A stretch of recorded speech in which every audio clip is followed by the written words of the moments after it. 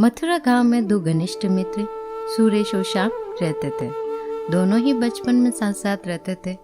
उनकी मित्रता इतनी गहरी थी कि वे प्रत्येक कार्य दोनों साथ मिलकर करते थे। सुरेश बहुत ही मेहनती था तो श्याम बहुत ही धार्मिक था और भगवान को बहुत अधिक मानता था। एक बार दोनों गांव की तरफ जा रहे थे तो बीच में खेतों में लहराती हुई फसलों को देख सुरेश श्याम से बोला, श्याम, क्यों ना हम मिलकर 1 बीघा जमीन खरीदें और उसमें खेती करके उससे अच्छा मुनाफा पाए। हाँ भाई सुरेश, बात तो सही कह रहे हो। इससे होने वाले मुनाफे को आपस में बांट लेंगे, क्यों, सही है ना?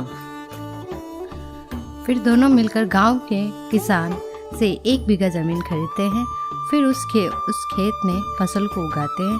सुरेश रोज खेत में जाकर फसलों की देखभाल करता है तो श्याम कुछ काम न करके बल्कि भगवान से अच्छी फसल की प्रार्थना करता है।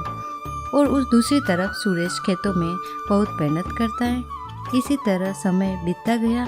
कुछ समय बाद खेत की फसल पक के तैयार हो गई, जिसको दोनों ने शहर में जाकर बेच दिया, जिससे दोनों अच्छा पैसा मिला। पैसा लेकर दोनों गांव की तरफ निकल गए। रास्ते में सुरेश श्याम से कहता है, देख भाई श्याम, इस धन का ज्यादा हिस्सा मुझे मिलना चाहिए, क्योंकि मैंने अकेले ही खेत में जाकर ज्यादा मेहनत की है। नहीं सुरेश, धन का तुमसे ज्यादा हिस्सा मुझे मिलना चाहिए, क्योंकि मैंने भगवान से इसकी प्रार्थना की, तभी हमको सबसे अच्छी फसल हुई है। हाँ, भगवान के बिना कुछ नहीं होता है सुरेश, एक पेड़ का पत्ता भी नहीं हिलता है। हाँ। ऐसे ही दोनों के बीच में धन के बंटवारे को लेकर बहस होने लगी। फिर दोनों गांव के मुखिया के पास जाने का फैसला करते हैं। मुखिया ने दोनों की बात सुनी और दोनों को 1-1 बोरी चावल का दिया, जिसमें कंकड़ मिले हुए थे। मुखिया ने कहा, सुरेश और श्याम, दोनों को मैं ये चावल के बोरे दे रहा हूँ।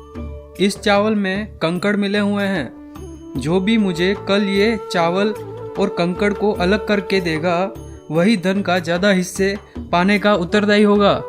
दोनों चावल के बोरे को अपने अपने घर ले गए।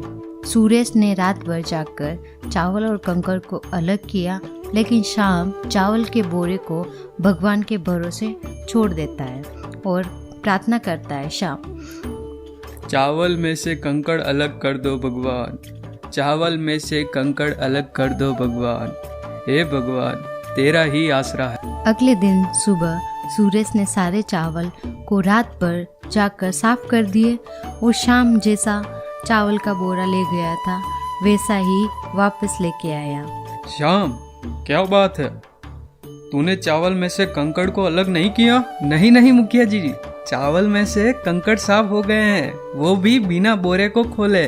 सब भगवान की माया है।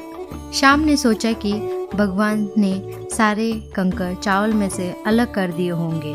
जब बोरी को खोला गया तो चावल और कंकड़ वैसे के वैसे ही थे। श्याम, भगवान भी तभी सहायता करते हैं जब तुम मेहनत करते हो। मुखिया ने धन का ज्यादा हिस्सा सुरेश को दिया। श्याम भी सुरेश के साथ खेत पर काम करने लगा, जिससे खेतों में पहले के मुकाबले फसल भी अच्छी हुई, जिससे मिले हुए धन को दोनों ने बराबर बांट दिया।